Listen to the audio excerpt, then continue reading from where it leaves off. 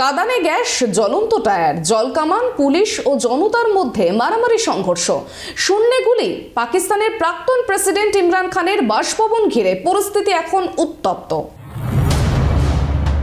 ঘণ্টার ব্যর্থ অভিযান, গ্রেপ্তার করা গেল না ইমরান খানকে।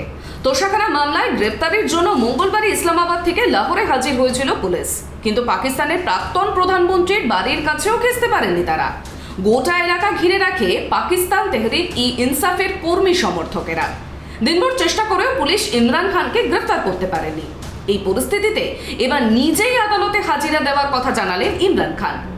লাহোর হাইকোর্টে চিঠি দিয়ে তিনি জানিয়েছেন আগামী 18ই মার্চ তিনি আদালতে হাজিরা দেবেন। বুধবার সকালে লাহোর হাইকোর্ট বারের প্রেসিডেন্টকে চিঠি লেখেন পাকিস্তানের প্রাক্তন প্রধানমন্ত্রী তথা পাকিস্তান তেহরিক-ই-ইনসাফ দলের প্রধান ইমরান খান। সেই চিঠিতেই তিনি লেখেন আগামী 18ই মার্চ তিনি তোষাখানা মামলায় আদালতে হাজিরা দেবেন। मेरे पाकिस्तानियों, पुलिस मुझे जेल में पकड़ने के लिए आ गई है बाहर, और उनका ये ख्याल है कि जब इमरान खान जेल में चला जाएगा तो कौम सो जाएगी। आपने इनको गलत साबित करना है। आपने ये साबित करना है कि ये जिंदा कौम है। ये मोहम्मद मुस्तफ़ा नबी सल्लल्लाहु अलैहि वसल्लम की उम्मत है। ये ला इलाहा इल्लल्लाह के नारे के ऊपर बनने वाली कौम है। आपने अपने हकूक़ के लिए, हकीकी आज़ादी के लिए आपने जदोजहद करनी और निकलना है बाहर। देखिए, इमरान खान को अल्लाह ने सब कुछ दे चुका है। मैं आपकी ये जंग लड़ रहा हूँ। मैं तो अपनी सारी ज़िंदगी जंग लड़ी और लड़ता रहूँगा, लेकिन अगर मुझे कुछ होता है या जेल में जाता हूँ, ये मार देते हैं, तो आपने ये साबित करना है कि इमरान खान के बगैर भी ये कौम जदोजहद करेगी, और ये बदतरीन गुलामी इन चोरों की और ये जो एक आदमी फैसले कर रहा है इस मुल्क के, ये कभी आप कबूल नहीं करेंगे। पाकिस्तान जिंदाबाद। মঙ্গলবার ইমরান খান জানান গ্রেফতারের জন্য তিনি মানসিকভাবে প্রস্তুত। তিনি জানান তিনি মানসিকভাবে প্রস্তুত কারণ বাইরে বিশাল বাহিনী এসেছে। শুধুমাত্র পুলিশ নয়, রেঞ্জাররাও এসেছে, যা সেনাবাহিনীর অংশ।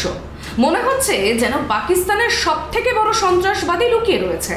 পাঞ্জাব প্রদেশের মুখ্যমন্ত্রী গোটা পরিস্থিতির পর্যালোচনায় রাতেই বৈঠকে বসেন। বুধবার সকাল থেকেই ফের এক দফায় নতুন করে পুলিশ বাহিনী মোতায়েন করা হয় ইমরান খানের বাসভবনের সামনে। পৌঁছয় একাধিক প্রিজন ভ্যান এবং উদ্ধারকারী 1122টি গাড়ি। মঙ্গলবার ইমরান খানকে গ্রেফতার করতে পাকিস্তান পুলিশ হাজির হতেই পিটিআই সমর্থকদের সঙ্গে সংঘর্ষ বাধে। লাঠিচার্জ, কাঁদানে গ্যাস, জলকামান ব্যবহার করা হয় বিক্ষোভকারীদের ওপরে। বহু পিটিআই সমর্থকেরা আহতও হন। মঙ্গলবার বিকেলে ইমরান খান একটি ভিডিও বার্তা প্রকাশ করে পিটিআই সমর্থকদের লড়াই জারি রাখার কথা বলেন। এরপরেই অশান্তি আরও বাড়ে। বিতর্কের মাঝেই সাফাই দিয়ে প্রাক্তন পাক প্রধানমন্ত্রী জানান নিজেদের স্বাধীনতার জন্য যে লড়াই কথা বলেছিলাম তার অর্থ মোটেও অশান্তি ছড়ানো ছিল না। স্বাধীনতার জন্য লড়াই মানে নিজেদের গণতান্ত্রিক অধিকারের জন্য লড়াই। তার 26 বছরের রাজনৈতিক জীবনেও তিনি কখনো পিটিআই কর্মী সমর্থকদের হিংসা ছড়াতে বলেননি, এমনটাই জানিয়েছেন তিনি। Bureau report, tribe TV.